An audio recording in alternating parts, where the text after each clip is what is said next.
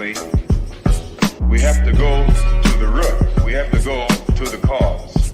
Dealing with the condition itself is not enough. Dear Mr. Massa, I'm just trying to mind my own business. What's the matter? It's just another day, another black king captured. I'm about to lose my brain, stuck inside this ghetto rapture. I got a lot of smoke. If you want it, you can have it. They want a hat trick, but this is black girl magic. Ain't talking about the kind that'll make you disappear, but I'm talking about the power of the melanin within. Ain't looking for trouble, but I'ma say this one time. I put 2 dukes up if you try to touch mine. We still want justice for Samir and Trayvon. You say you don't see color, but racism ain't blind. They targeting little kids whose skin look just like mine. So I'm paranoid, it's a war zone outside. And I'm a black queen, so if you ask me to step out of my car, you gon' have to snatch me. Cause I ain't going no damn well. Had to spend my whole life living unfair.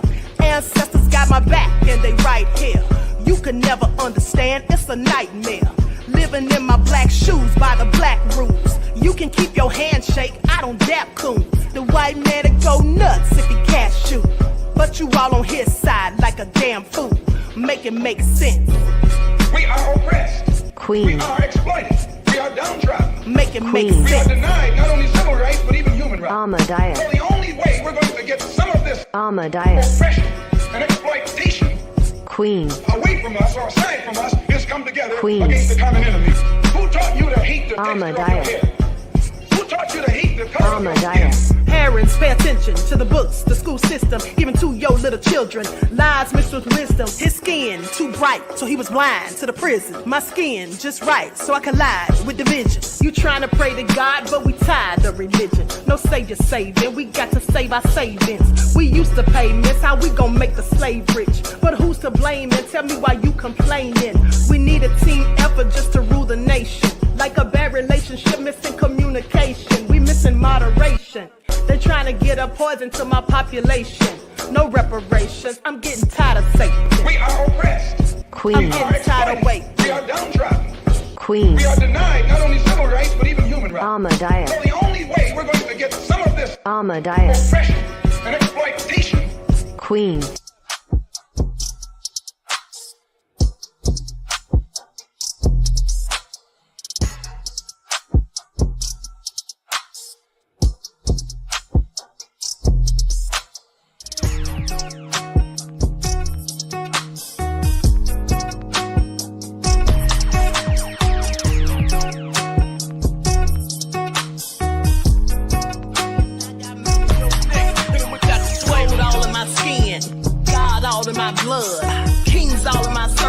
Touch one of mine and you're done. They show no love for the queen. Why you hating on me? Is it cause I'm free and I got Malcolm X in my jeans? I got dreams like King Luther, shed blood like Kunsa. You ain't helping my people, I ain't got nothing to say to ya. I want all the smoke like hookah. Talking reparations. America won't be great until they give us compensation. I'm like, I'm the hottest right now. See a bunch of lames out here trying to jock on my style. They be doing too much. I'm the queen, it's too easy. It's like they all in Popeyes, how they be talking so greasy. I just sit back and laugh while these haters get madder. So nefarious how they don't want my pockets with cheddar. I tell them they can do better. These snakes in the grass can leave a bite on your ass, cause y'all be trusting too fast. I got my foot on the gas, other one on their necks. Dropping receipts on haters, you better show some respect. I'm never facing regrets, we only facing the threat. This is the sound of Eric Malcolm. It's a cut on the gas, other one on their necks. Dropping receipts on haters, you better show some respect. I'm never facing regrets, we only facing the threat. Running through every challenge like a relay, break no sweat. It's a cold game, so I got that blanket with me. Now that my people awaken, ain't no going to sleep. I do not play by my piece, this time I'm playing for keeps. You talking slick, but when I see you like them ends, we gon' meet. And I got gold all in my skin, God all in my blood, kings all in my circle. You touch one of mine and you're done. They show no love for the queen, why they hating on me? Is it cause I'm free and I got Malcolm X in my jeans, and I got gold all in my skin, God all in my blood, kings all in my circle. You touch one of mine and you're done. They show no love for on me? Is it cause I'm free and I got Malcolm X to my jeans and I got...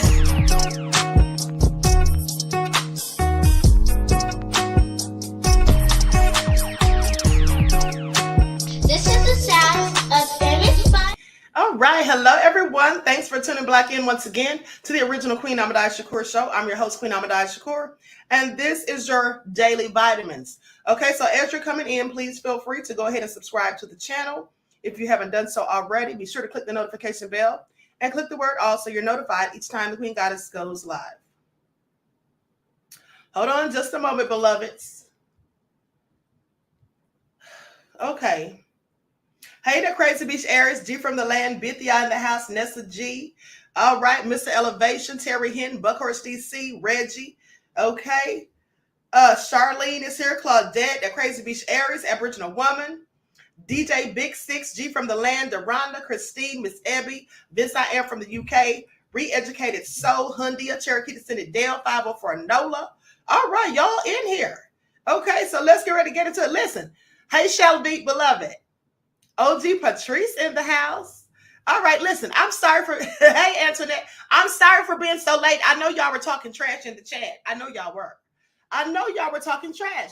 Hey, Pensy Lola, Timber Dan in the house, Queen of Moni Huey. Let's get into it. Now, hey, Root Trackers, daughter of Zion is here. Okay, so with that all been said, shout out to all of my loyal royals in the chat and everyone tuning into the Queen.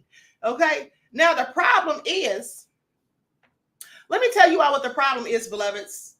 At the end of the day, I be doing too much. And I'm not even joking. I seriously be doing too much. Like my brain is overactive. Okay? So I get together my receipts and all of that. Nessie X said a lot of trash talk. Oh, hell no. I said lateness equals nefariousness. Oh, y'all are so low down. That Crazy Beach Area said, looking fabulous, Queen. Thank you. Byron said that gray is banging. Queen looking good as usual. Thank you, beloveds. I appreciate y'all. Some of y'all, Nessie X said too much, Queen. Hey, Sophie. Mr. Elevate said, Queen, I need my nefarious tea. Let me tell y'all something. At the end of the day, here's the problem. I seriously be doing too much. Okay, so I get all my receipts and everything together, and I'm getting ready and all of that, and then something else pops in my brain, and then I say, oh, wait a minute, let me go find this real quick. So that's what happens. Hey, Michael McDougal. Okay, that's what happens. I'll be doing too much. I have everything together, and then I remember something else or something just pops into my head, and I say, you know what? I need to talk about this too. So then I have to go find the receipts for it, okay? Laverne said, Queen is the bomb. Thank you, beloved. All right. So with that all being said, Ben said, who was talking trash? Teresa said, it's too much, but I'm going to keep coming back. Thank you, beloved. Okay, so let's get into it. First things first. I'm sorry, but where is Fahim Muhammad? I have several questions. Hey, Juju. Juju said, Queen is queen. Okay. Above all the drama said, we here for a queen. I know y'all are, and so am I, beloveds. So let's talk about it before I get into the most nefariousness of it all. We don't know where Diddy is. Okay, he's MIA. Clearly, he's fled the scene, and they allowed him to, in my opinion. But where is Fahim Muhammad? Now, I have several questions. Okay, has anyone seen him? Hold on, let me pull this up real quick. I hope this is the right video because I did not even write down the order of my videos today. Oops. Okay, so anyway, let's just run with it. Sean Diddy. The private jet belonging to Sean Diddy Combs is back in South Florida, landing at Opelika Airport before noon on Wednesday. Outside his Star Island home in Miami Beach, 2 black SUVs guard the property. Today, one of Diddy's security guards seen wearing what appeared to be a bulletproof vest, putting up umbrellas to block the view. The Star's location remains unknown. We know they got some information that information was enough to get them a search warrant signed by a judge. During an interview for this weekend's Voices with NBC6's Jawan Strader, Vic Williams, a retired special agent for Homeland Security investigations, says prosecutors will need to prove specific elements in this sex trafficking case. Force, fraud, or coercion. Now, you have to have one of those elements.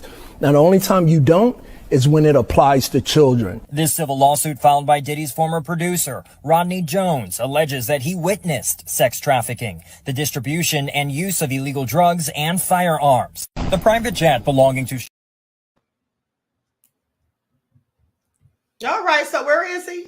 Anyone have a clue? But not only where is Diddy, where is Fahim Muhammad, his chief of security? Where is he at? Did anyone bother to ask yourselves where that man is? And the reason I'm curious is because of what you just saw there.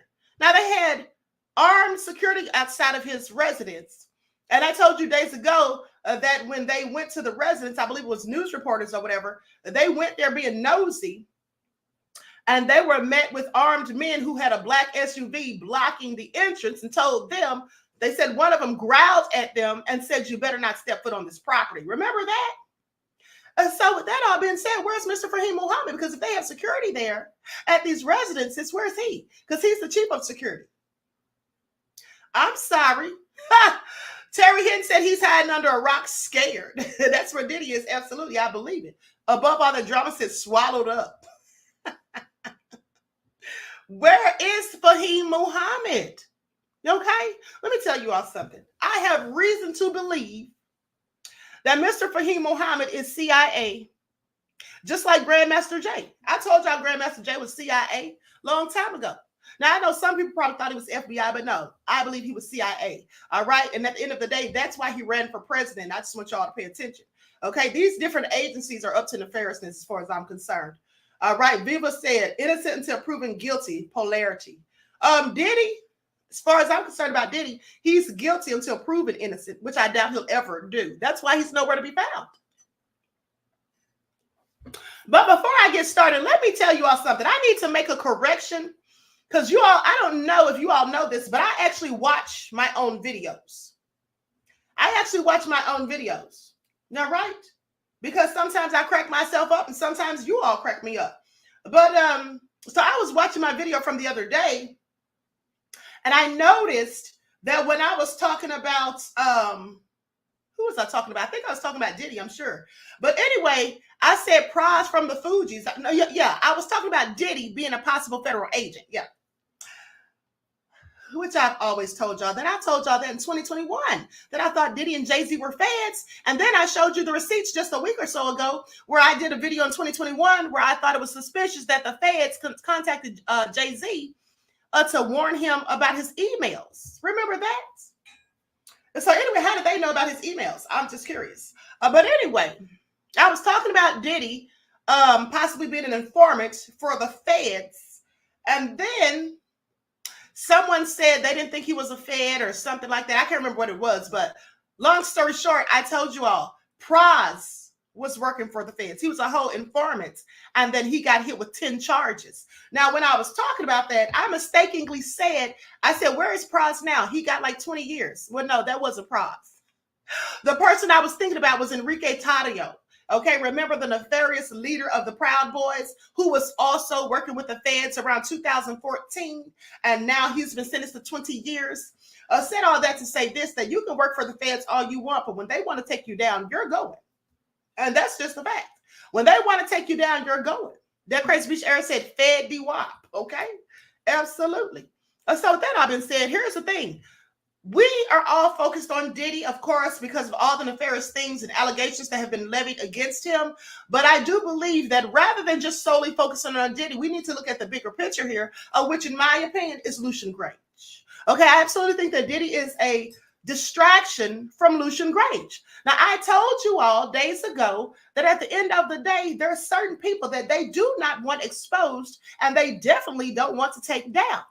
And that would be, and let me say the names again, it would be people like Lucian Grainge, okay, Les Wexner, Ronald Burkle, Clive Davis, all right, and the Medici family who owns all those banks and the Mercants. Nobody within any of those families, those two families that they want anything done to. Please pay attention.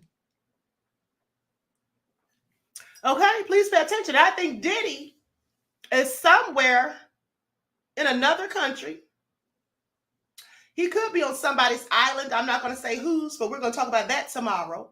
But at the end of the day, the bottom line is if Diddy were to get, indicted, how many of you, once in the chat, if Diddy were to get indicted, that Crazy Beach area say he's on Zitty Island.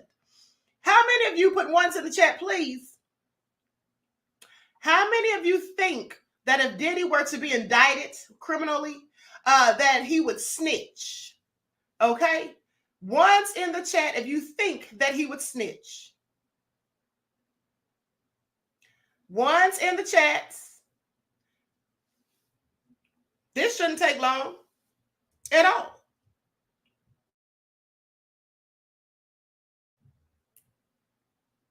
Yeah, everybody's putting ones. Of course he'd snitch. I absolutely believe it. All right, I absolutely believe it. And I also don't think that he would ever want to go to jail, that he would in fact end up taking himself out like he threatened to do when that whole City College thing happened. All right? So with that all being said, I pretty much think that Diddy has been allowed to go somewhere, and that basically when they went in there, collected that evidence, if there was anything in there with any of these wealthy people, like I told you guys, and I'm not talking about regular rich people, I'm talking about people that are beyond billionaires, okay? Yeah, I think they wouldn't be turning in that evidence, or at least they wouldn't be making it public. They wouldn't be exposing any of those people. With that all being said, here's the thing. Lucian Grainge, in my opinion, is worse than Diddy. Okay? First of all, it is alleged by Rodney Jones in the documentation, because I showed it to you all yesterday, that Lucian, in fact, UMG, Universal Music Group, were funding all of these wild parties that Diddy was having. And also, it has been alleged that Lucian Grainge, in fact, instructed Diddy to have these parties and have the cameras set up all throughout his home so that he could purposely record these people and use it to blackmail them later. Now, I'm sorry, I absolutely believe that. That's absolutely what I think. So let's talk about Lucian for just a moment. Everyone, please be sure to get those likes up. Thank you in advance, beloveds.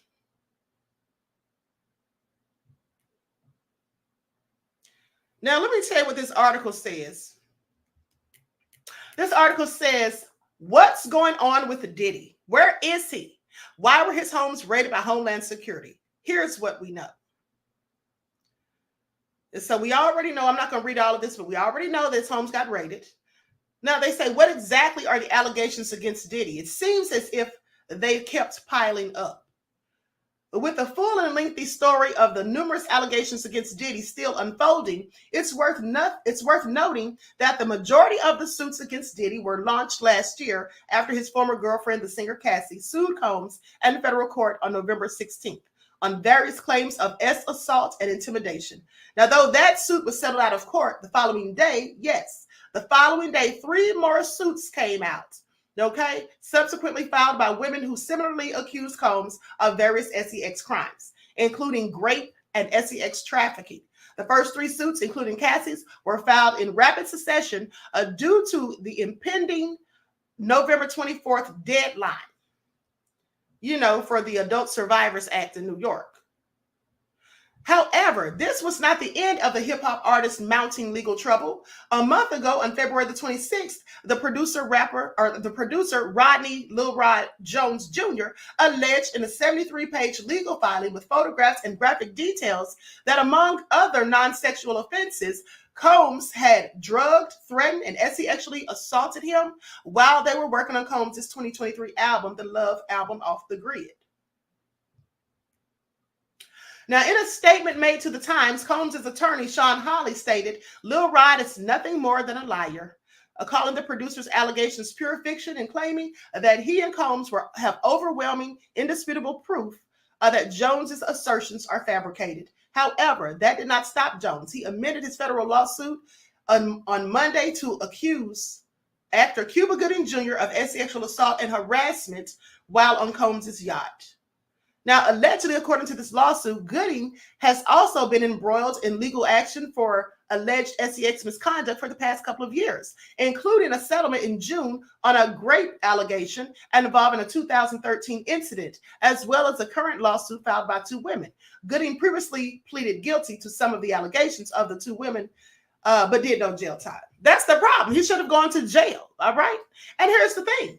Now, you all remember I showed you in the lawsuit filing, I showed you the picture of Cuba Gooding Jr. all up on that young man. I mean, just all huddled up over him, right? Look like such predatory behavior, in my opinion. And with that all being said, if he does that to a young man, what do you think he did to those poor women? Okay, I absolutely believe everything they said. Now, wait, Homeland Security, I thought that department mostly handled terrorism. That's what they say.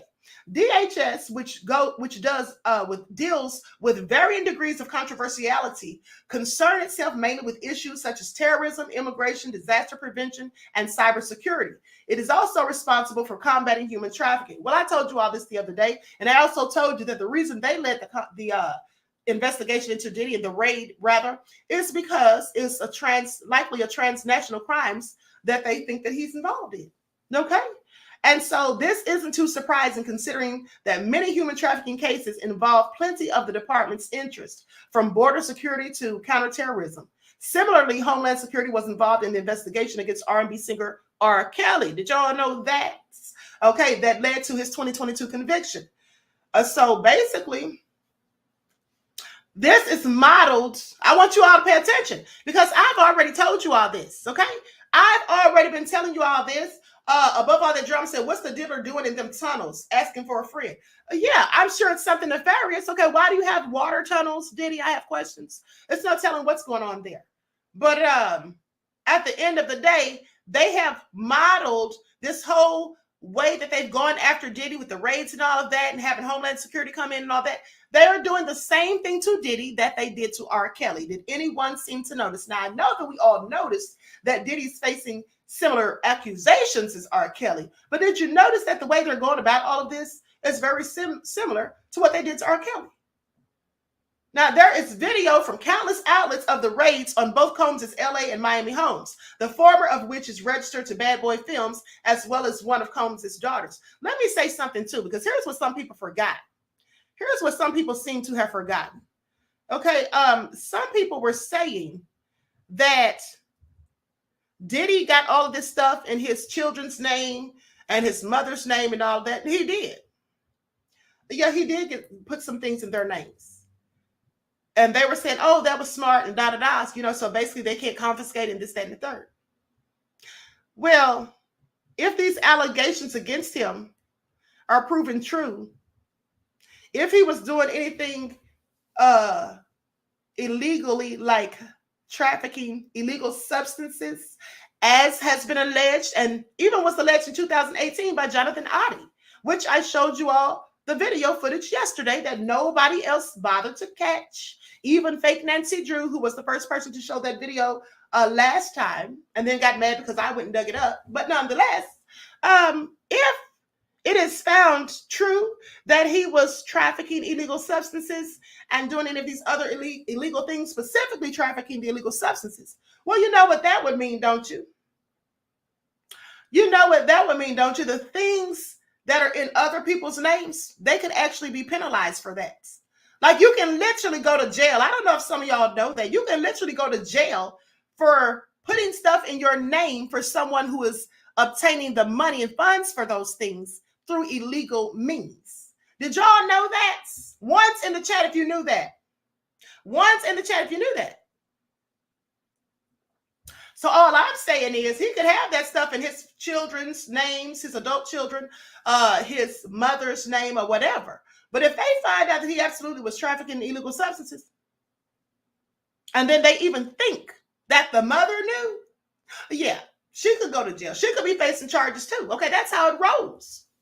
That's how it rolls. I remember one time one of my coworkers, this was years ago, had a boyfriend who was selling drugs. Okay, it was a whole street pharmacist. And he went down for the counts, and she got sentenced to 4 years, okay, for having a myriad of things of his in her name. Because it's obvious that you're trying to cover for this person. It's obvious that you know this person is obtaining their funds by illegal gains. Okay, ill-gotten gains, right? And you know that they don't have check stubs, so they can prove how much they're bringing in, and they don't pay taxes, and so they get people to do these things for them. So you could absolutely be in big trouble is all I'm saying. All right, but let me continue. Like stuff, everyone, please don't forget to like and share. Now, it goes on to say that there's video videos of countless outlets of the raids on countless outlets of the raids on both his LA and Miami homes, the former of which is registered to Bad Boy Films, as well as one of Combs' daughters. Meanwhile, TMZ purports to have internal photos showing the aftermath of the LA raid. In the footage of the LA raid, two of Combs' adult sons, King and Justin Combs, are shown being detained outside the house. Though ABC News reported that this was standard procedure, and the sons were released without charges. It is unclear whether his other children, some of whom are minors, were present or detained. Most notably, someone who cannot be seen in the footage is Combs himself. What? Most notably, someone who cannot be seen in the footage is Combs himself, as his whereabouts at the time were unknown. And that sounds like a typo. How is that even making sense? Most notably, someone who cannot be seen in the footage. Oh, okay. I'm tripping. I need to take a peppermint because clearly my brain is slow. Okay, so they're saying you couldn't see him. I thought they were talking about that person that was behind the bushes. Did y'all see that person behind the bushes that was sitting like Indian style on the ground? It looked like a female. And I'm like, is that his daughter? But anyway, is it under one of the twins, says Queen Ahmadiyyah. Well, that's what I want to know. And I also want to know where they are. Are they with Kimora Lee Simmons or are they with relatives? Maybe his mother? I don't know. And where is Quincy? Because we haven't seen or heard from Quincy in quite some time. Okay, I just want you all to pay attention. But now some more salacious news has come out about Diddy. People have these other allegations, which I'll get to momentarily. But let me just wrap this up because I want to talk about Lucian Grainge. Okay, that's who I really am here to talk about. Lucian Grainge. Now, because Combs was not present during the raids and because he could not be located specifically and because there were some seemingly conflicting reports about where his private jet was and whether he was even on it, a myriad of versions of "Where is Sean Diddy Combs" headlines were splayed all across the internet as the public or for the public in a matters of hours, and people became obsessed with his whereabouts. Tabloids that were tracking Combs' private jet reported that the plane landed on the Caribbean island of Antigua, though it was not initially clear whether he was on it. So because of this, the rumor mill began churning, saying there was a narrative in which Combs would have tried to escape to the island, but no less a source than the Prime Minister of Antigua and Barbuda nipped that rumor in the bud, telling Newsweek that other reports also started to state. And so he was not on the jet. So anyway, we know that was all false news or fake news. So per USA Today, a man by the name of Brendan Paul, whom Jones alleges to be Combs' drug mule, was arrested by law enforcement in Opa-locka Executive Airport on felony charges for possession of suspected cocaine and possession of suspected marijuana candy. Okay, according to Jones's lawsuit, the former Syracuse University basketball player procured, transported, and distributed ecstasy, cocaine, GHB, ketamine, marijuana, mushrooms, and Tusi. Okay, Paul has since been released on a $25,000 bond. Okay, so I'm done with that. All right, and so with that all been said, listen, I want you all to pay attention. Because I already told you that man's going to start singing like the Mississippi Mass Choir. But what I didn't realize until I started reading through the documents, do you all know that the Georgia Mass Choir, what is Diddy doing with the Georgia Mass Choir? Y'all know that's in those documents? And then they started bringing up stuff about TD Jakes again because, he's in there. I'm just curious.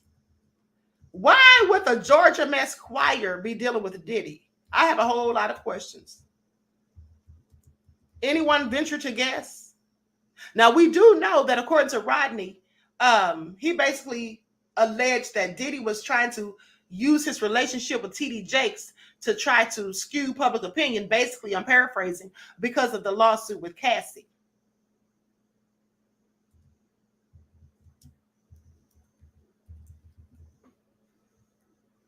Now, so anyway, let me just tell you some of these people involved with Diddy and what their jobs were. Each person had a specific task.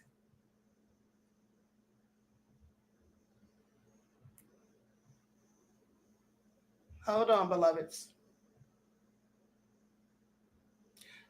Now, listen to this. Stevie J says that these allegations are false and my attorneys will be handling this going forward. Okay? Because they talk about Stevie J. We know he's in the lawsuit. Representatives for Young Miami did not immediately respond to requests for comments. Cuban Gooding Jr.'s manager did not respond to a request for comments. And the friend of Justin, G, okay, the one who was supposedly shot at Chalice Studios in 2022, Jones claims that members of Diddy's crew were instructed to lie about the location of the shooter. But where is G? How come we haven't heard from him? Has he been paid off? I have questions. And then they mentioned Fahim Muhammad saying that Jones claims he had the power to make people disappear. Clearly, he made himself disappear because y'all don't find that strange. You all don't find that strange that Fahim Muhammad is nowhere to be found. He hasn't come out and made a statement. He hasn't said anything or whatever. He, as far as we know, hasn't been taken in for questioning. And if they have all these people armed security outside of Diddy's properties, like I said, why is Fahim Muhammad not one of them? What has happened to this man? Now, Robin Greenhill, Diddy's accountant, who Jones claims oversaw payments to the SEX workers. Greenhill of TriStar Sports and Entertainment is best known for working with Britney Spears, Britney Spears' father to oversee the singer's conservatorship. Britney Spears accused Greenhill of intrusive surveillance, and a rep for TriStar declined to comment on that, or as it pertains to Diddy. Now, DeForest Taylor. Remember DeForest Taylor? Because I showed you out a picture of him in the first lawsuit filed by Rodney Jones. And he's the one who sent Rodney the text that I showed you all about something that happened at a party. Now, he's an AR executive for Love Records, who Jones claims threatened him after Jones asked to be paid for his production work. He did not immediately respond to a request for comment. Okay, that's what he did. He threatened him at the party when he asked for his coins. Brendan Paul, Jones claims in the suit that he was the mule and he acquires and distributes Mr. Combs' drugs and guns. He could not be located for comments. Please pay attention. He's probably definitely hiding under a rock. Or, the police may have him held up somewhere because he may be just dropping all the tea. Now, Frank Santella. Okay, Jones alleges that Santella carries the money and pays for the guns and drugs alongside Paul. He also could not be located for comment. And then there's Moy Bond. Jones claims that Bond helped procure SEX workers for freak-offs at Diddy's homes, and he also could not be located for comment. And then Jose Cruz. Now, Jose Cruz is the one who installed all those cameras for Diddy, okay? Because he's Diddy's IT director, okay? He oversees hidden cameras placed throughout Diddy's homes and is the gatekeeper to all of Mr. Combs' recordings of events in the house. He could not be located for comment. Now, I find that interesting because if the police wanted to find out something about the footage and all of that, I know they've confiscated these things, but I would think that they would definitely want to talk to Mr. Cruz. Okay, I would definitely think so. But they haven't heard anything from him. Now, let's talk about this Mr. Lucian Grainge. Let's talk about this man is very powerful and has a whole lot of money. All right, a whole lot of money. Please pay attention. Now, here's the thing. Sir Lucian Grainge is the chairman and CEO of Universal Music Group, the world's biggest music rights holder. Now, remember I told you all on yesterday that he was knighted by the royal family over the UK. I showed you the pictures. And I also told you about what was going on with him and Taylor Swift. Now, today I want to talk about what's going on or what went on between him and Justin Bieber. I want you all to take a look at this picture. What do you see when you look at that picture? You know they say a picture paints 1,000 words. I'm going to tell you what I see. What I see is Justin looks clearly unhappy and very uncomfortable. Justin looks clearly unhappy in that picture to me and very uncomfortable. Now, I want to know what the hell Diddy and Lucian Grainge did to Justin. Because I think they did something to him. But I'll get to that in a moment. I'll get to that in just a moment. Now, here's what they say. Across the course of his career, Grainge has worked with the likes of ABBA. Some of y'all might not be old school, so y'all don't know anything about ABBA, but let me continue. Drake, Elton John, Jay-Z, Katy Perry, Queen, Rihanna, the Rolling Stones, Sam Smith, U2, and Amy Winehouse. That's just to name a few. Grainge is a Sir by virtue of being knighted by the Queen of England in 2006 for services to British business and inward investment, as well as his accomplishment in the music industry. Now, at the time, Grainge said, it is with enormous pride that I receive this honor from Her Majesty the Queen. It is a recognition of British music's significance to the UK's culture and economy. Its role is inspiring investment and contribution of incredible creative talent from around the world. Now, I will say this, Mr. Grainge is also one of those people who don't like Kanye, okay? And y'all know what people I'm talking about. He's one of those people that don't like Kanye, so please pay attention. So y'all really think he's going down? But I digress. Now, British executive Grainge was born and raised in London and now lives and works in Los Angeles. In 2017, in a clear nod towards Silicon Valley, he said, for some companies, technology is the highest form of art. For us, the highest form of art is music. Grainge received a star on the Hollywood Walk of Fame in 2020. Did y'all know this man had a whole star on the Hollywood Walk of Fame? Because I find it interesting. Most people never even heard of him until this whole debacle with Diddy. And so he got the star on the Hollywood Walk of Fame in 2020 and was inducted into the Songwriters Hall of Fame in 2018, having received the Howie Richard Hitmaker Award. But I'm going to tell you something else that I find interesting that isn't in this article. Something else I find interesting about Mr. Lucian Grainge, over in the UK, this man, I believe it was in 2019, if memory serves me correct, but he made more money than all of the artists over there. And I'm talking about combined. He made more money than all of them combined. So that should let you know how much power he has. Okay, please pay attention. Now, Lucian Grainge joined Universal Music in London in 1986 to launch a music publishing company, Polygram Music Publishing UK. Now, within a half a decade, the exec had led Polygram to become one of the top 3 music publishing companies in the British market. In 1993, Grainge joined Universal Labor Polydor as general manager of A&R and business affairs, working his way up to the position of Polydor managing director in 1997. Okay, so just a couple of years or a few years. Now, after being promoted to deputy chairman of Polydor in 2001, Grainge then upped again to chairman and chief executive officer of Universal Music UK. 4 years later, Grainge was appointed chairman and chief executive of Universal Music Group International, running UMG's global operations outside the United States. Now I want you all to pay attention outside the United States. Remember when I told you all a very good reason why Homeland Security agents are the ones who descended upon Diddy's homes in the raid and they led the whole thing? It's because I told you all, globally, these things that Diddy's accused of, they don't just span throughout the United States. Some of these things have crossed, borders. Some of these things are going on in different countries, allegedly. Okay, allegedly. Now, it goes on to say Grainge was then appointed CEO of Universal Music Group in 2010 before being promoted to chairman and CEO the following year. One of Sir Lucian Grainge's first major moves as chairman of Universal Music Group will forever form a big part of his legacy, the acquisition of EMI Music.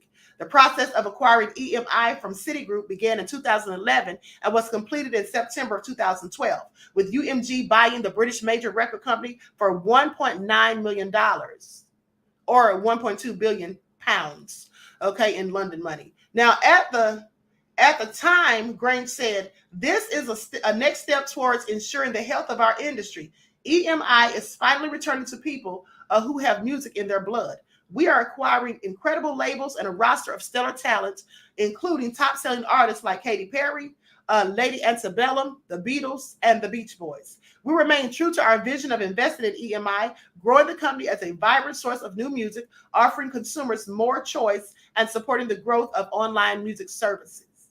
In addition to ingesting blockbuster artist catalogs and huge label brands, including Capitol, the EMI music acquisition also netted universal ownership of Abbey Road Studios. Following an investigation into the proposed EMI acquisition by European regulators, Universal divested Parlophone Music Group to Warner Music Group for £487 million in July of 2013.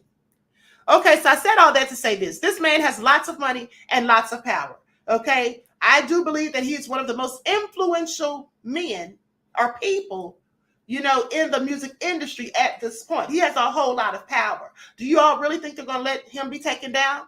Well, I seriously doubt it. And like I said, Diddy is a distraction from him, in my opinion. But hey, what do I know? Now, this is what I thought was interesting about him. Hold on, let me see if I have that receipt. Here's what I thought was interesting about him. This is speculation.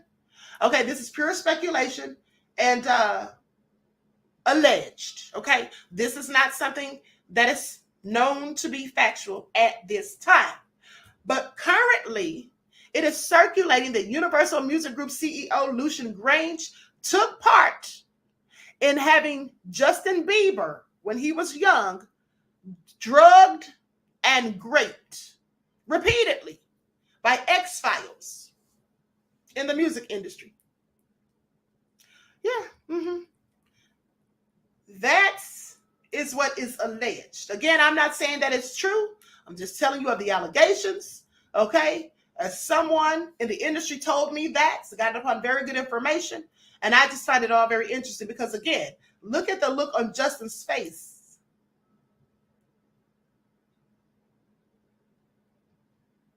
And here's something else you may not know. I'm not going to be able to tell you all of this of what I want to say, but I'm just going to tell you some of it. Well, listen to this.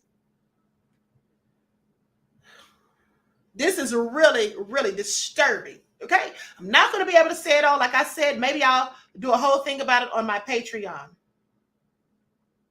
Maybe I will. This is from some years ago. Recently, Justin Bieber was all over the news for abruptly canceling the rest of his Purpose tour. While his fans and media were angry with him, he never stated a reason for his decision publicly. And now it seems like we finally know the real reason. And it's all nefarious. I mean, it is beyond nefarious as far as I'm concerned. So in the last few months, Justin had become a more active Christian and a regular member of a Bible study in Beverly Hills. So last week, and remember, this is years ago. So when they're saying last week, it's years ago. Last week, he then shared a horrific story with the other Bible study members, explaining why he felt that he had to quit his tour and take a break from the music industry. He was attending a party with many other producers, power agents, and different important figures in the music industry.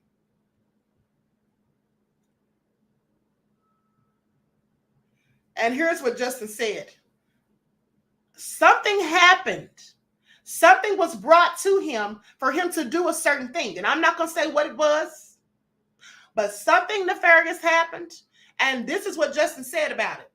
He said, I didn't want to do this. I really didn't. It was horrible. I wouldn't just be a performer. If I did it, they said I would be a mogul. That path would open up for me just like it did for Jay-Z. Please pay attention. Why would he say Jay-Z of all people? Well, you're going to find out tomorrow. It's the difference between being a millionaire and being a billionaire. Did y'all hear that? Did y'all hear that? Swedish house boss said, free Diddy. You must clearly be trolling. You must clearly be trolling. Swedish house boss. Moderators, keep an eye on that person because if they start talking crazy, let me know. Happy birthday, that crazy beast Aries. Okay, y'all keep an eye on that person because I know they got to be trolling. Celebrity and Crime Intergalactic News Galaxy. Hey, beloved. So, what do you all think he saw? Or what do you all think was proposed to him? See, here's what I want you to pay attention to. Because I showed you all, for those of you who remember, days ago, I showed you all the video clips of the young man who talked about going, he was a social media influencer. You all remember that story? Or do I need to pull it up? Hold on, let me pull it up. I might need to pull it up because some of y'all missed it. But I want you all to pay attention to what Justin said and what this young man said. Okay? Let me find that video real quick. Hold on, beloveds.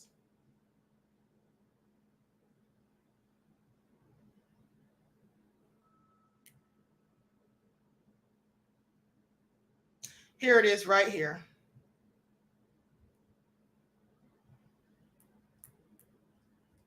Okay, I'm going to share my screen. I want you all to pay attention. Now, before I play this, I'm going to read again what Justin Bieber said.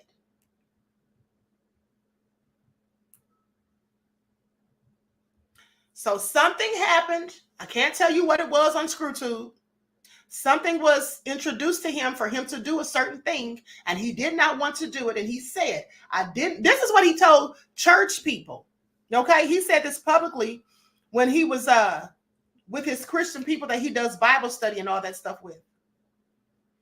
And there's a picture of Justin, and he looks very, very sad. It really makes me almost want to cry. I'm not even joking. What he said that they wanted him to do, that's what almost makes me want to cry. So just knowing that somebody has to live with knowing that's all crazy. But hold on. So here's what he says again. He says, I didn't want to do this. I really didn't. It was horrible. He said that it was made clear to him. I didn't tell you this part first. He said it was made clear to him that he would gain entry to the business side of the industry if he joined the club by passing the initiation rites. I want y'all to pay attention. That's what he had to do, something to pass the initiation rites. I wouldn't just be a performer, I'd be a mogul. That path would open up for me just like it did for Jay-Z. So apparently Jay-Z did what he had to do. It's the difference between being a millionaire and a billionaire. Now, with that in mind, watch this. Because I know some of you all saw it already, but I want you all to pay attention. Because this is exactly what the guy in this video said.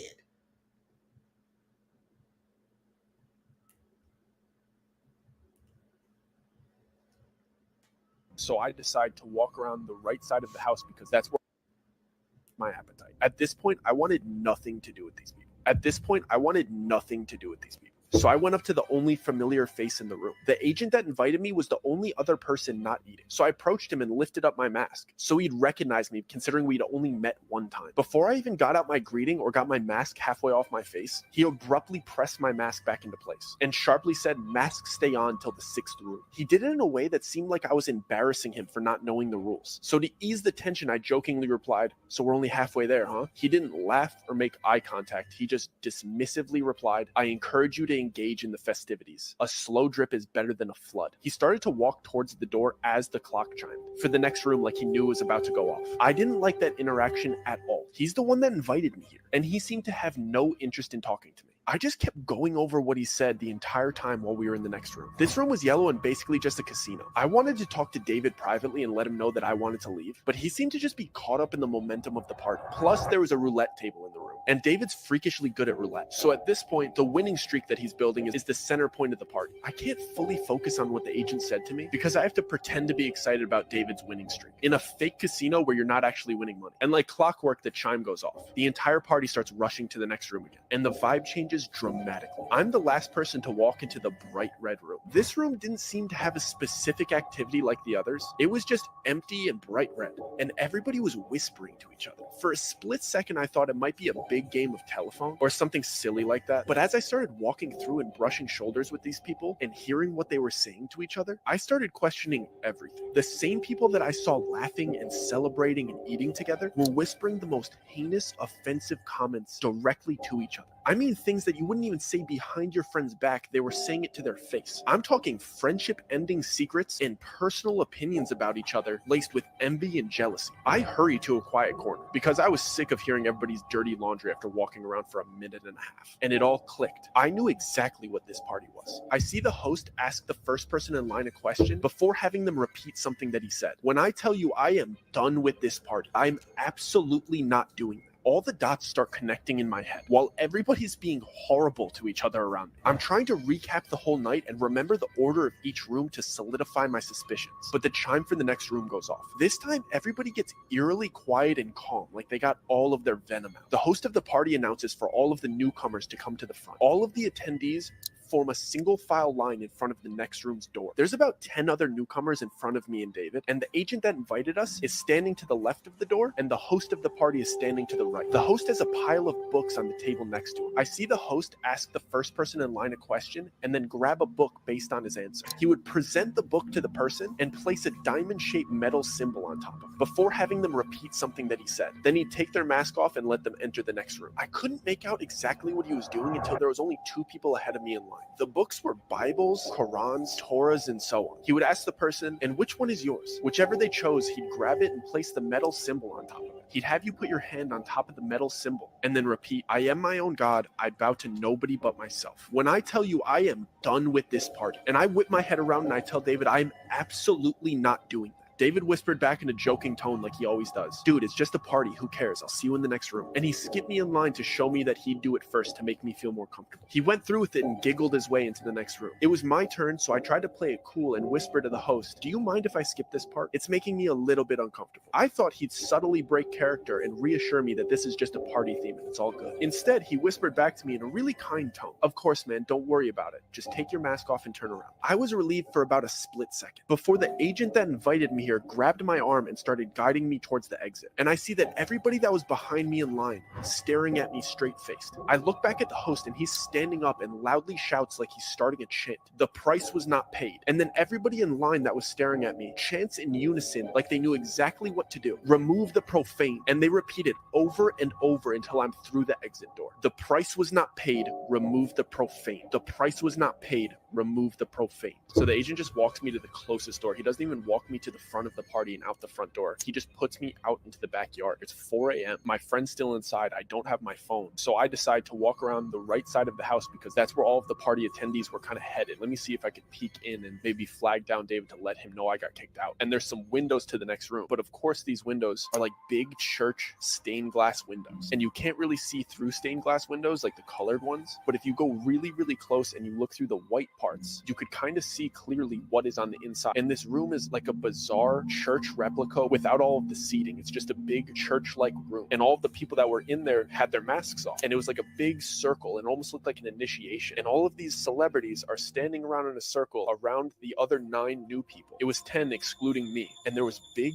TV grade cameras recording, and it looked like the group of celebrities and everybody else that was there was kind of cheering them on. But then there was clearly people in there that were much more serious and kind of threatening, and the 10 new people were in the middle of this room being forced to do horrible things that I wish I could unsee. And the new people clearly didn't want to do these things. They were being forced to do these things. And they were clearly recording it. And I see my friend being forced to do these horrible things in front of these people and in front of these cameras. I just start panicking. I don't know what to do. So in my head, I'm like, I just need to get out of here. So I start speed walking to the front of the house. And I'm thinking, I need to get out of this gate. There's only one street. We're on Laurel Canyon. So it's either I go left and start running towards Studio City, or I go right and start running towards West Hollywood. I'm not about to go knock on other people's doors. I'm just trying to get back to civilization. And I'm trying to remember if we're closer to Studio City or if we're closer to West Hollywood. I don't even know. As I get to the front of the house, one of the employees is standing there, and he's standing in front of a car and he has my phone. I'm not sure if he knows that I just saw everything, so I'm kind of standing there deer in headlights, but he just politely goes, here's your phone and here's your ride. Don't worry, the driver will take you home. So I take my phone and I sit in the car and I'm trying to gauge to see if this driver has any malicious intent, but he doesn't seem to. And within the first 3 minutes,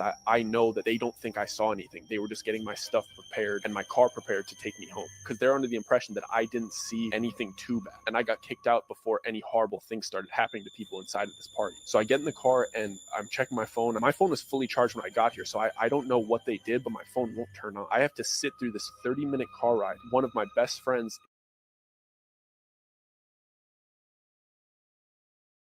I'm going to stop right there for a second because I want you all to hear the part about the food when they were going to the different rooms. Hold on just a second. Let me rewind it back. And I want you to hear it for a specific reason, which you'll find out in a minute. With who I knew was a content creator and was in the know about to drop his car off at my apartment.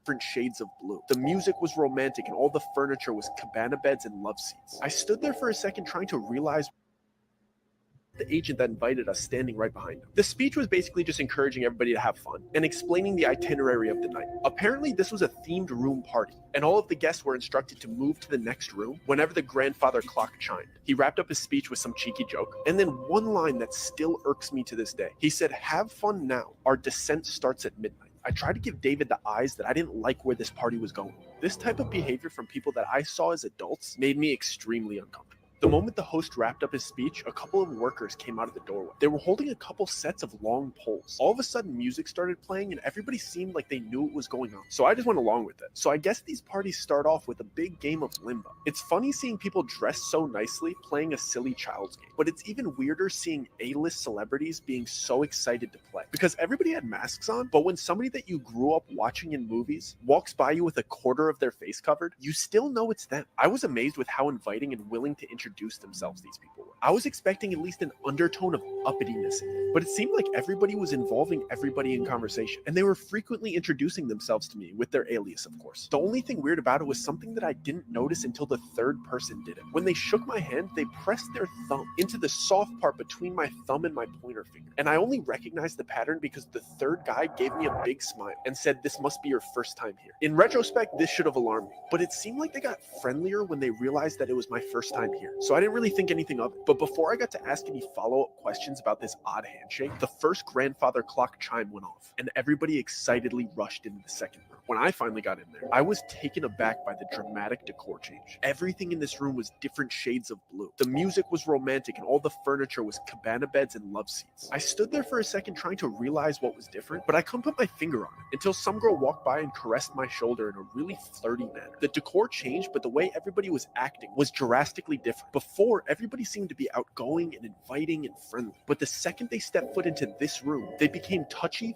flirty, and suggestive. I was only 19 at the time, so this type of behavior from people that I saw as adults made me extremely uncomfortable, especially when I saw that the cabana beds had curtains that you could close for privacy. And I realized that these people weren't just being suggestive, they meant it. I tried to give David the eyes that I didn't like where this party was going, but he seemed to be really enjoying the female attention, so I was on my own. I basically stayed in perpetual motion and walked laps until the next chime went off, so I didn't have to sit next to anybody for too long and let them get too comfortable. The clock finally went off and everybody rushed to the next room immediately.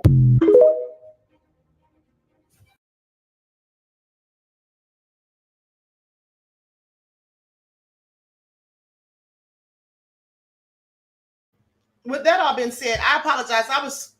I was doing something. I was distracted because I was uploading another video that I need to show you guys to show my point. Now, once in the chat, did you all hear the part about the food, the room where they went in with the food? Did you all hear that part? Once in the chat if you heard that part, because I wasn't listening because I was working at the same time. Did you all hear the part about the food? Leon said I would have left David's ace up there. Okay, so you all heard that part, right? So I want you to pay attention to that. I want you to pay attention to that. Now they said, or he said, that they were eating the food like really greedy and just gluttonously, you know, whatever. It reminded me of the 7 deadly sins. Now, I wasn't listening to it just now, but I remember what he said. So with that all being said, now here's the thing. I want you to pay attention because Justin Bieber What he said happened to him at that party. I didn't tell you all exactly what it was, but I did tell you that whatever it was they wanted him to do, he didn't want to do it. That young man, what they wanted him to do, he didn't want to do it either. Okay, he was very bothered by it, so was Justin. Now, that young man talked about the food and how everybody was just wolfing the food down and just acting crazy. Well, this is what I want you to pay attention to. Hold on. If you all remember Justin Bieber's video, Yummy, that came out some years ago. I think I did a video on that when the video came out too, but pay attention. Do y'all remember how creepy Justin Bieber's Yummy video was? Let's start off with the promotion for the song. Justin had uploaded over a dozen pictures of babies onto his Instagram page with the hashtag Yummy underneath. In the music video, you can see Justin eating at a table enjoying food with a bunch of the elite or rich people. He's enjoying a sandwich until gross food starts coming out. Then he's no longer eating, but all the rich people at the table are still eating the gross food, still participating in the gross acts. And towards the end of the music video, you see a plate with a baby Justin Bieber on it, and it says Yummy. During the filming of the music video, Justin Bieber had a panic attack and had to stop filming for a while. And when asked by Ellen what Yummy meant, this is what Justin had to say. What were you thinking of when you wrote that Yummy? Yeah, my sex life. Okay. It is what it is, right? Yeah. I'm married, you know? Yeah, so you got that Yummy. That's what it is, you know? Yep, Yummy.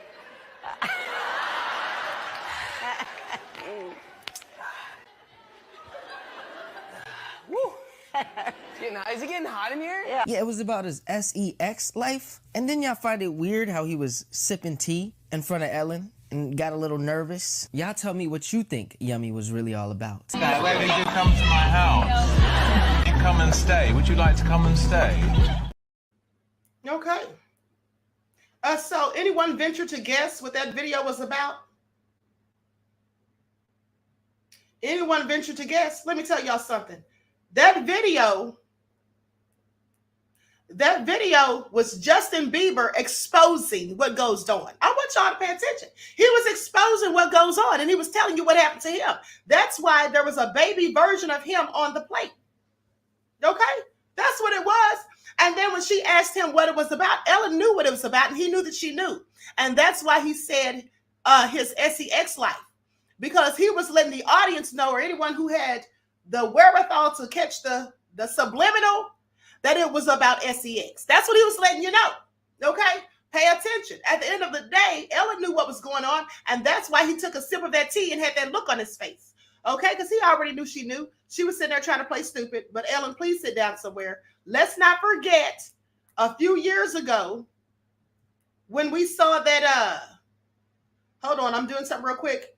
When we, who remembers a few years ago when there were rumors going around about some of these celebrities walking around with ankle monitors on and all that stuff, and Tom Hanks was supposedly being exposed about some stuff thanks to Isaac Cappy, and then Ellen came on an Instagram live with a sweatshirt on that said "Run, Forrest, Run," and then Tom Hanks and his wife Rita Wilson were allegedly over in another country for quite some time. Do you all remember that? Anybody remember that? And people were speculating that when Ellen wore that sweatshirt that said "Run, Forrest, Run," that she was giving him the signal not to come back yet. Did anyone catch that?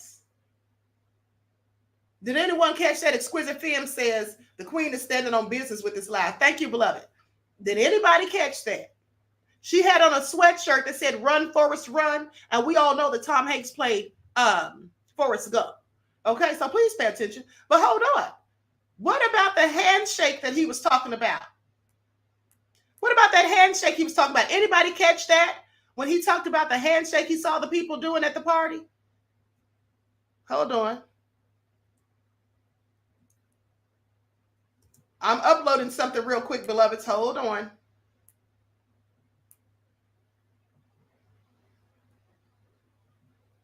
Okay, here we go. Anybody notice that handshake that he described? What does that handshake mean? Does anybody know what that handshake means? Does anybody know what that handshake means?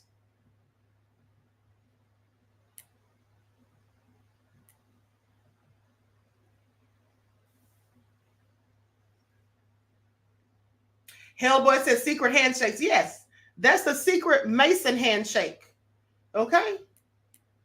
And guess who was doing it? Guess who does that handshake? At least one of the people. Jay-Z. That's Jay-Z doing that handshake. I just want y'all to pay attention. That's Jay-Z doing it right there, cold busted.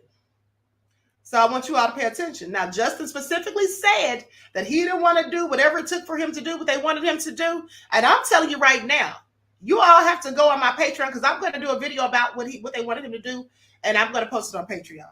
It's all nefarious, like I promise you. But at the end of the day, the thing is this.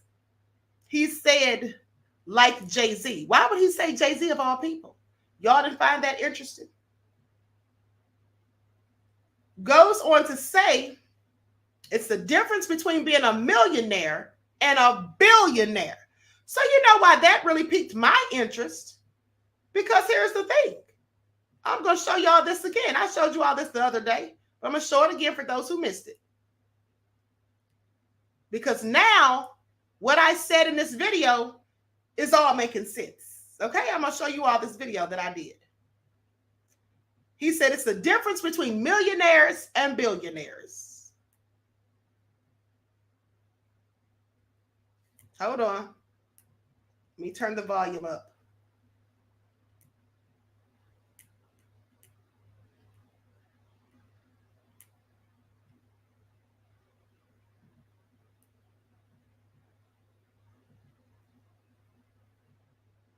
Hello everyone, I'm Dr. Ahmadiyyah Shakur.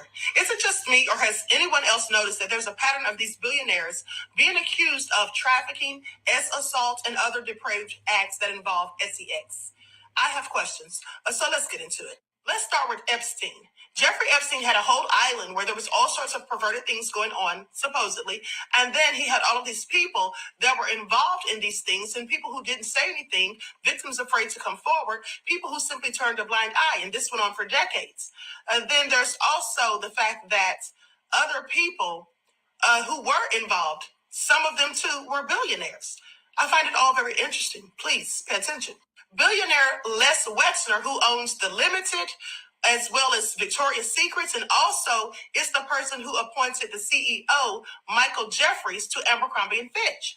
Well, he was good friends with Epstein, supposedly, because he even had him listed as one of the people on his trust out of 3 people. And also, once it came out what Epstein was doing, he said that says that he broke off the relationship. Now, when he says broke off the relationship, that sounds like it was an intimate relationship, not just friends. Please pay attention. And then the same man that Les Wexner appointed as the CEO of Abercrombie and Fitch, Michael Jeffries, who's also a billionaire, by the way, has recently been accused of trafficking and assault. Don't you find this interesting? Because this all can't possibly be a coincidence. Harvey Weinstein was another billionaire who was accused of things and convicted of them and supposedly did these things for over 3 decades. Now, this was an open secret in Hollywood. You had victims afraid to come forward because of intimidation and because they know that people with money and power, they absolutely can afford to have other people carry out nefarious acts for them to prevent people from saying anything. At the end of the day, victims scared to come forward, other people who don't want to fall out of grace with these people, like Oprah, who refused to say anything negative about Weinstein, who wouldn't denounce him. Well, these people just keep silent and sit there and watch idly, stand idly by and watch as these people carry out these nefarious acts. And at the end of the day, this is what happens when we have the wealthy, privileged people who have a way of controlling the narratives. Then you have Robert Kraft, the owner of the Patriots, who was accused of being involved in trafficking in 2019. They didn't say that he specifically was the one doing the trafficking, but that he was involved in it in Florida. This is also nefarious. Recently, I did a video also about Vince McMahon, the former CEO of WWE, accused of trafficking, assault, and sexual exploitation by a woman by the name of Janelle Grant. This is also crazy.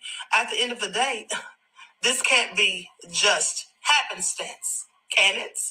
And then we have Diddy, another billionaire. Well, we already know what Cassie accused him of: trafficking, abuse, sexual assault, and more. Please pay attention. Even Oprah's name has come up in some nefarious things that have supposedly happened at the school that she opened up in Africa. Remember the assaults that supposedly happened within 10 months, not even a whole year of her opening the school? And let's not forget about what they had rumors of going on underneath one of her homes. Of course, she said that wasn't her home, but it was still something that was said. Now, I'm not saying it was true. And in fact, for all of these people that have been accused, I'm not saying any of the allegations are even true. What I'm saying is you don't see a pattern or a trend of these billionaires. And let's not forget what Christian Keys recently said about a billionaire trying to get him to do things and offering him money to do so. Now, he didn't name this person specifically, but at the end of the day, he did say that it was another billionaire. And just in case I wasn't clear, billionaire Les Wexner wasn't just a friend of Epstein's. He was also accused of having relations, unwanted relations, that is, with Jeffrey Epstein's victims, at least 2 of them. And also, it's important to note that all of these people that were accused were in fact accused by multiple people, not just one. Please pay attention. When I was a teenager, I used to wonder what the scripture meant. Then said Jesus unto his disciples, verily I say unto you, that a rich man shall hardly enter into the kingdom of heaven. And again I say unto you, it is easier for a camel to go through the eye of a needle than for a rich man to enter into the kingdom of God. Well, now I think I know exactly what that means. Okay, all nefarious as far as I'm concerned. So let me continue. So then it goes on to say that Justin was encouraged. Okay, it says, as shocking as these details are, they really show the dark side of the music industry. Justin was encouraged to take his career to the next level and join the club, just like Jay-Z and many others. Although he had heard rumors about these kinds of rituals in the industry, Justin stated that he hadn't been confronted with it before on a personal level.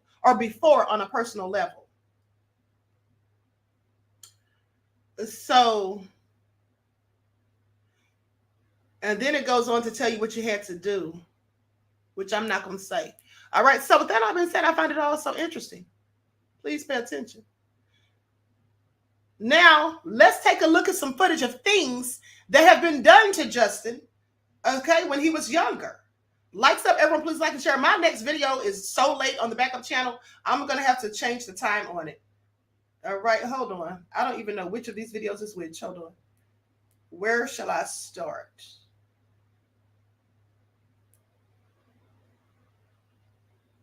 Okay, I'm going to play this one. I think this is it. Wow!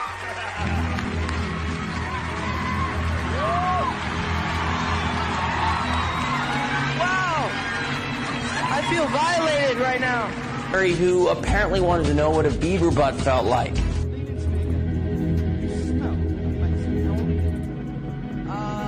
Thank you. How old are you? I'm 16. I'll be 17 in like 2 weeks.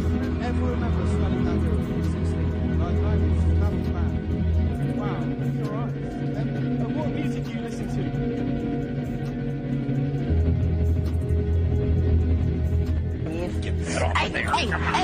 Hey! My mom never gave me the sex talk.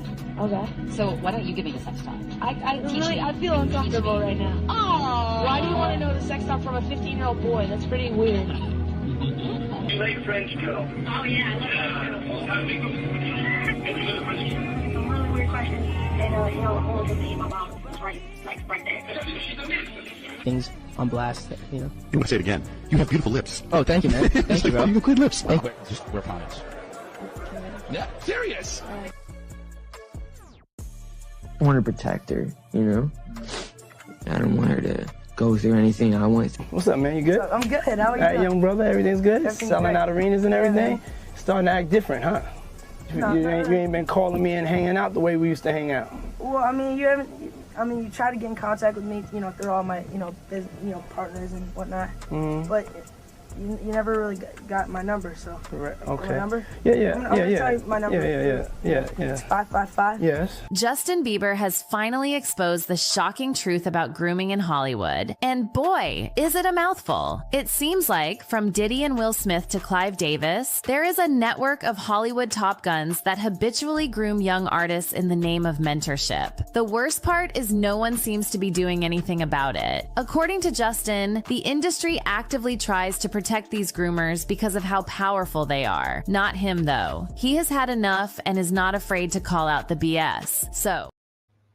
Okay, so with that all being said, it's all very interesting. And I want you all to pay attention because at the end of the day, that's why I said people like Lucian Grainge, do you really think they're going to take them down? Nope. Like Sloan Bella said, Diddy will be the sacrificial lamb because they'll let him go to the wolves. They'll throw him to the wolves because he doesn't have the skin tone or the complexion for the protection. All right, please pay attention. Now, that all being said, moving right along. Likes up, everyone, please like and share. Thank you in advance. I think I have one more clip to show. Hold on. I don't know what this is. Hold on, let me see.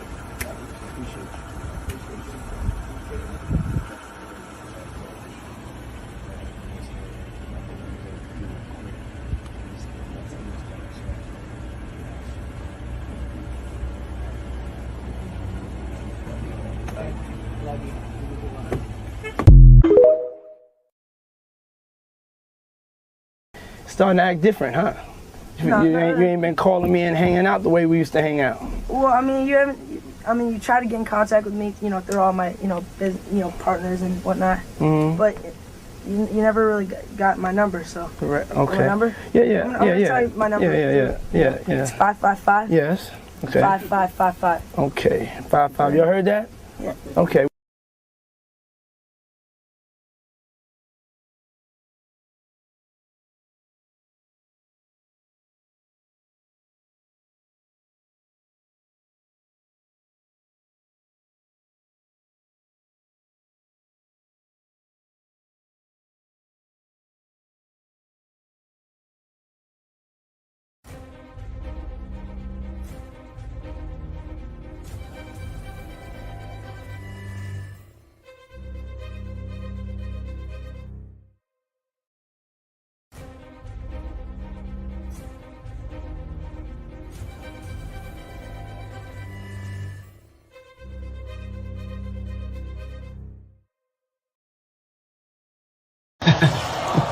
Samesies. Samesies. Carl, I wanna get close like that wisp is to Justin. No, I want to get better. I just want to love Carl more. You're doing a good job with that. So, man. Yeah, Carl. I told you, I am not letting go. Bieber, no. All right, I already know the Bieber stands are going to come at me. I don't care. Because we don't fear nobody. We only fear God. All the Bieber stands, come at me. I dare you. Because I know Bieber. But I'm going to tell you what I have a problem with. One, why did Bieber all of a sudden stop talking about Jesus? Remember he talked about Jesus nonstop? Remember that? Me and Bieber were cool. When I was going through my depression, Bieber called me, right? And we did a FaceTime, and he prayed for me. He was like, "What's up, brother?" And he was really high. I'm not mad. Of her, it was hard for me being that young and being in the industry and not knowing where to turn, and everyone, telling me they love me and, just turn their back on you in a second. So yeah, it's hard because I want her to know that, she can count on me, but at the end of the day, I'm never going to force myself to be in a relationship with her. It has to be natural, right? So I just kind of, let her do her thing, and if she ever needs me, I'm going to be here for her. But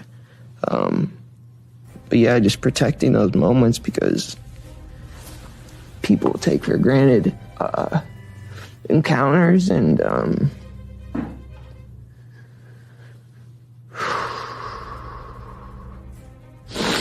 yeah. So yeah. I just want to protect her, feel protective of her. It was hard.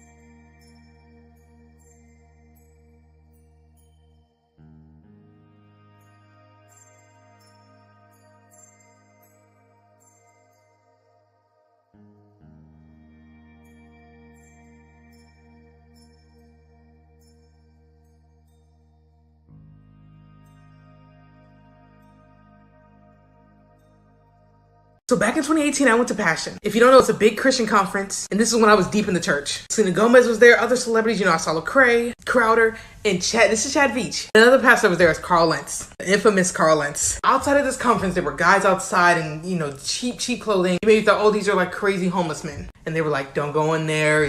There's this weird thing. These people are actually evil and false prophets and, on and on. Mind y'all, I was deep. This was the year I was doing missionary work outside the U.S.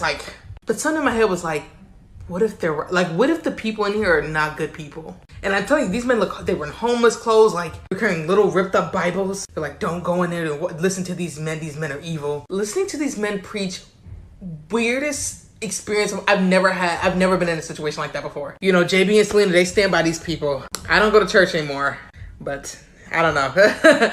Weird situation. Yo, have y'all seen this old video of Justin Bieber recirculating? How many times I gotta tell you guys this? It's absolutely ridiculous that you guys are doing this outside of service. Outside of church? You guys got hearts, right? Everywhere else. You get to look at God and be like, man, these guys are doing what you want them to do. You know what I'm saying? This is ridiculous. It's my place where I get rest for my soul. Rest for my soul here, and then I come out here and it's pandemonium. So it's like rest. You just take all the I just did in there and you just take that away.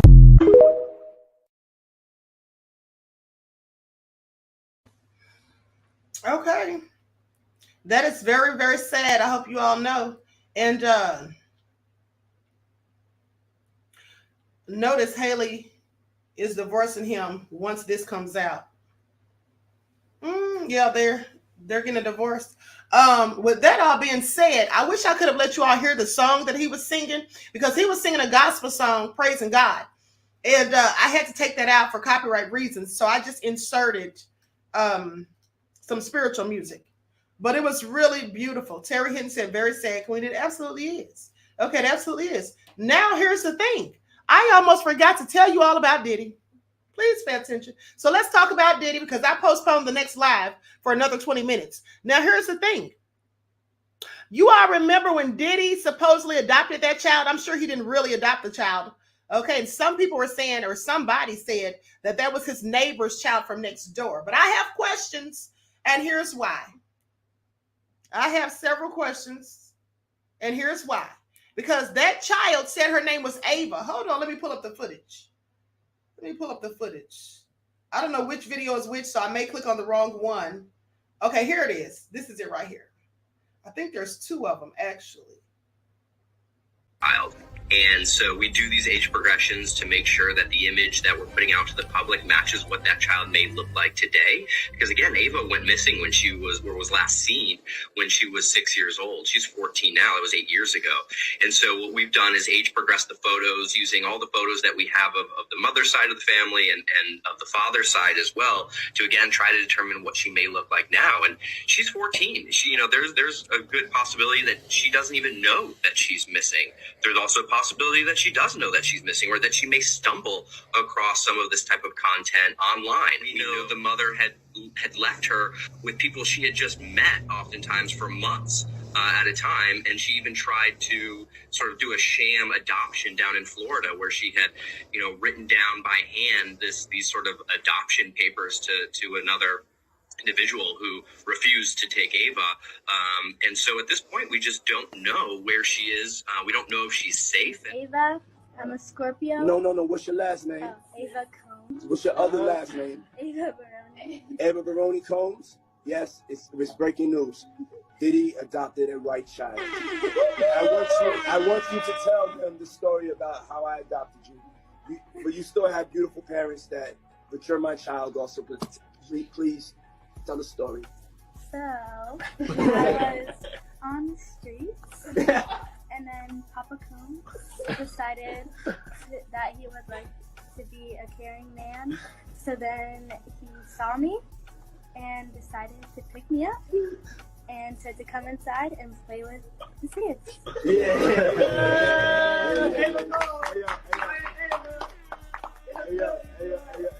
Ava, that's like a little bit like borderline suspect. I don't want nobody, we want to get it clear. I adopted you like Madonna adopted kids and everybody else adopted kids, Charlize Theron, everybody that's ever adopted Sandra Bullock.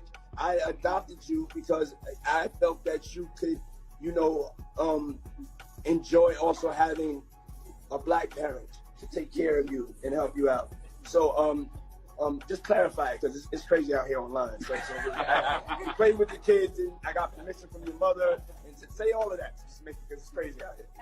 Well, I met Jesse and Dwyla when I was 6 months old. 6 months. And then we basically are sisters, all 4 of us. So. And then I always come over. Yeah. And it's Ava Baroni Combs. Come on.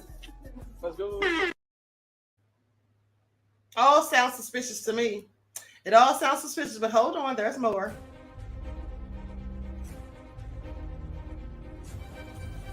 Our missing series, we focus our attention on a little girl named Ava Grace Baldwin.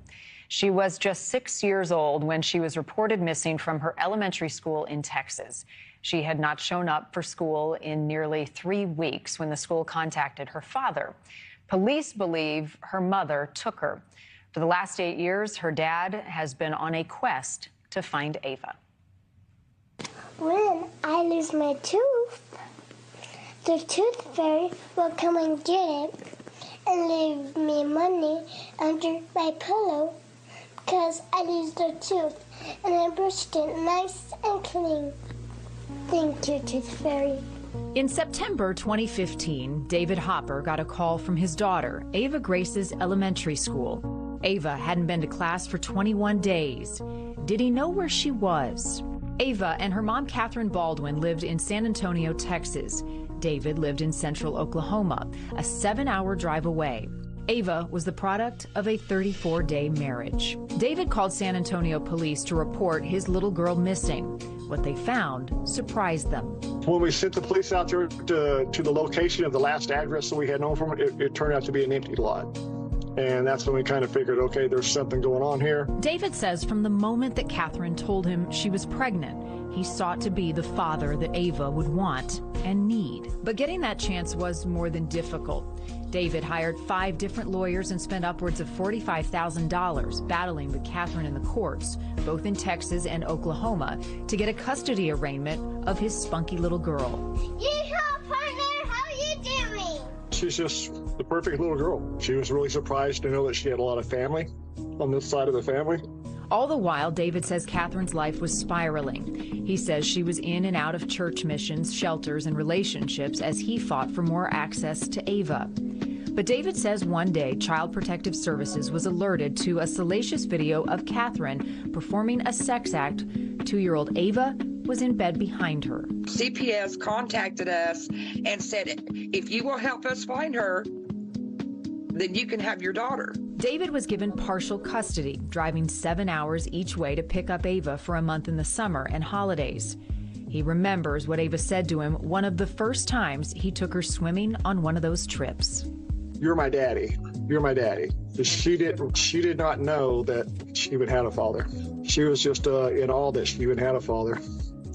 I was kind of kept a secret from her, I guess.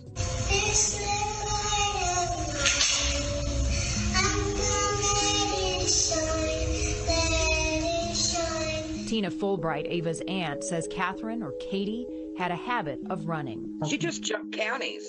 she'd get in trouble in one county and she'd jump to the other county. Catherine has a felony warrant for interfering with child custody. Police records show she has a history of alcohol and prescription drug abuse and suffers from mental illness. But when David requested full custody over concerns of Catherine's ability to keep Ava safe, Catherine and Ava disappeared. It's been 8 years. Ava is now 14. David remains hopeful Ava is alive. He says there have been sightings of the pair since they disappeared, including contact from a couple in Florida who said Catherine tried to hand over custody of Ava to them. We have reason to believe that she is alive. There's also a case down in Florida where we know that the couple that she tried to give Ava to, they contacted us, and that was after they went missing. So that was in 2016. San Antonio police say there were other possible sightings of Catherine as late as 2020. Police confirm they have records of her using nearly a dozen aliases. And hopes rose again last year when armchair detectives thought they'd spotted Ava and Catherine in a series of TikTok videos featuring a mother-daughter duo by the names of Bebop and Babe. Even Rolling Stone magazine featured the story. We had that investigated. It turns out it wasn't them. But the only great thing about it is it brought a lot of attention to Ava's case. In fact, it went viral overnight. For now, David and his family post letters to Ava on a Facebook page, hoping one day she'll stumble across it and see how much she's loved and missed. It's hard to watch my brother go through it. He's its only child. That's all he's ever wanted was a family. And he deserves to have his daughter in his life. It'll eat you up inside. Okay? So I do distance myself from it. But there's not a day that I don't wake up and I thank God that today could be the day. You never know. And yes, it gets disappointing after 9 years. Getting up and saying that prayer, thank you, Lord, that today could be the day, and it doesn't turn out that way, and it eats at you at times. But God's my only hope. You ask me if she's still alive. Sometimes I have my doubts. I'll be honest with you. But when you asked me that earlier, I answered with confidence because I believe that God is true to his word, that he said he would watch over her, that he would protect her, he would keep her safe, and that he would bring her home one day. All right. Very sad story. Very sad story. Now, she does look, with the age progression that they did, she does look like the girl that Diddy had. But hold on, because I'm going to tell you what they're now saying. And here's also a video of Diddy's daughter, Ava, not the one that's supposedly missing, according to him. But here's a video of his daughter that was in the video with him dancing.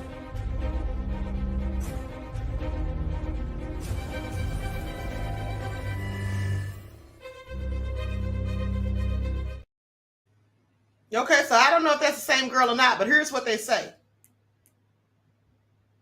Ava Baroni Combs, all about Sean Diddy Combs' adopted daughter. Okay. Ava Baroni Combs, age 16, born in 2007, is the adoptive daughter of American rapper Sean Diddy Combs. She gained attention in 2024 after posting a video on TikTok to reassure her well-being amidst reports of an investigation into her father for alleged involvement in sex trafficking rackets. Now, on March 28th of 2024, Ava uploaded a series of 3 videos on TikTok following FBI raids on her father's residences in Miami and LA. The videos quickly garnered thousands, hundreds and thousands of views. In response to the attention her videos received, Ava updated her social media profile to say, "Hi, I'm Ava Baroni Combs. I'm doing well, so please don't worry about me. Instead, I ask for your prayers for my dad."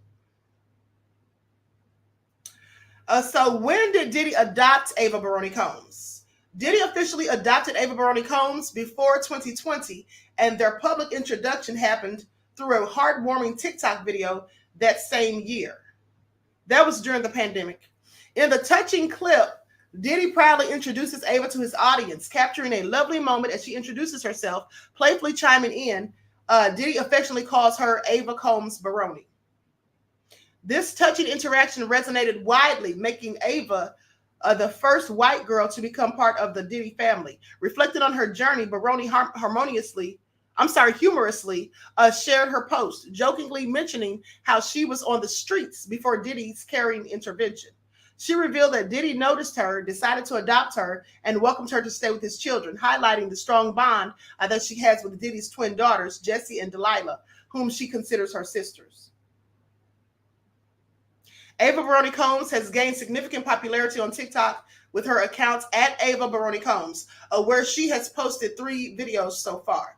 Despite the limited number of uploads, each of her videos has garnered over 100,000 views, showcasing her influence on the platform.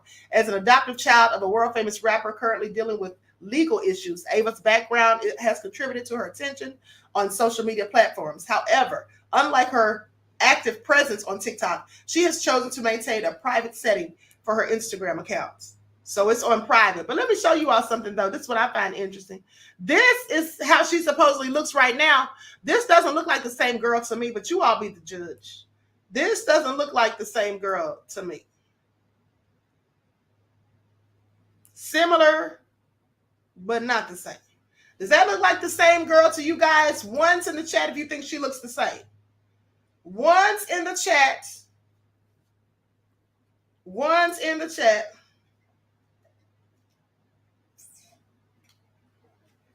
Do you all think that looks like the girl that was in the video with Diddy?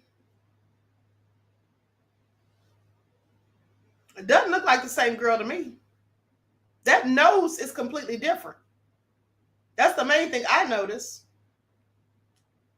A lot of people putting 2s. Hellboy said, no, she doesn't. Yeah, I don't think it looks like her either. So, I don't know, because here's what I find interesting. So the young girl's mother didn't want the real father to have anything to do with the child. She was making it difficult for him. And then he says he thinks she just took the child and ran off, basically stole the child from him because he had partial custody, or at least visitation. And so then they said she was leaving the child with people that she just met for days and months even. And then tried to do an adoption sham down in Florida with fake documentation. That's interesting because Diddy has a house down in Florida, in Miami. So I'm just wondering, did she give the child to Diddy? I have a whole lot of questions. Durana said, that's what I noticed first too, Queen, her nose. Yes, absolutely. That's the first thing. Let me tell you something. When I look at somebody, one of the first things that sticks out to me is their nose and their teeth. Your nose and your teeth is the first thing I noticed. Okay? Diddy could have made her get plastic surgery, says Soft and Spicy. I was thinking that too, because that nose looks different. And it looks like it's been some work done on that nose, in my opinion. Definitely looks like some work was done on that nose.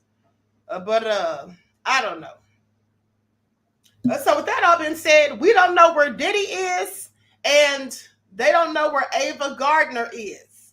But don't you all think it's kind of strange that the little girl who went missing 8 years ago, whose father is still desperately seeking her, and I hope he finds her, because that's really heartbreaking. But the little girl who went missing 8 years ago, her name's Ava, and so is the girl that Diddy adopted. They're both named Ava, and they bear a striking resemblance. And even when you look at the age progression photo of the missing Ava, looks just like Diddy's adopted daughter. I'm sorry. I'm not saying it's the same girl. It could absolutely not be, but it just looks like the same girl. They look very similar. Okay? Lena says that looks like her to me. Angela says they have underground doctors too. Don't be stupid, folks. Yes, they absolutely do. Claudette said, I find it suspicious. I do too. So with that all being said, beloveds, the next live on the backup channel starts in 5 minutes at 2:25. I had to change it for a whole hour. Okay. D. Michelle said the mama could have been a victim of Diddy, and then she could have given him the child. Yeah. I was thinking that too, because they kept saying, how she would try to give the child away to people that she didn't even know. I'm just saying, some people will buy children rather than legally adopt them. I'm just saying.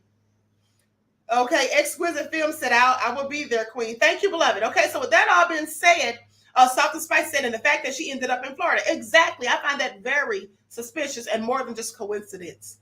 Okay, so with that being said, moderators, please, one of you drop the link to to the backup channel in the chat so that those who don't follow can click the link if they want to watch the video. Let me tell you all something. Y'all don't want to miss this video. It's going to be good, okay? It's going to be good because this guy who doesn't look like me walked to Walmart, walked into there, and took out somebody who looks like me and called them the N-word. And there's some other shady stuff that happened along with that, so we're going to talk about it, okay? And then also, the police mowed down a guy walking home. So I just want y'all to pay attention. With that all been said, Kim Porter used to have her with the twins. Okay. Very interesting.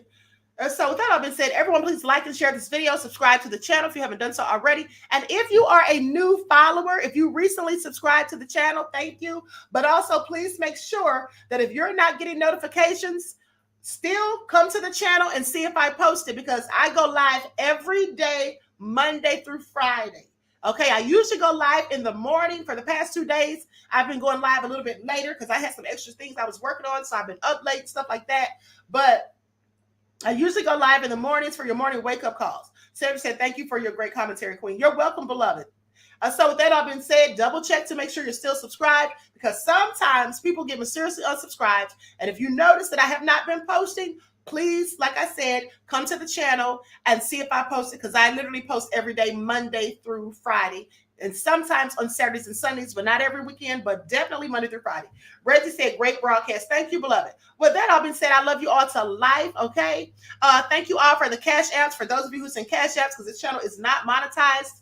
I really appreciate you being appreciative of my hard work and due diligence. With that all being said, I love you all to life. Each one teach one. That's how we grow and thrive. Do something productive, constructive, but never destructive. And always remember, beloveds, to keep the Most High first in your lives.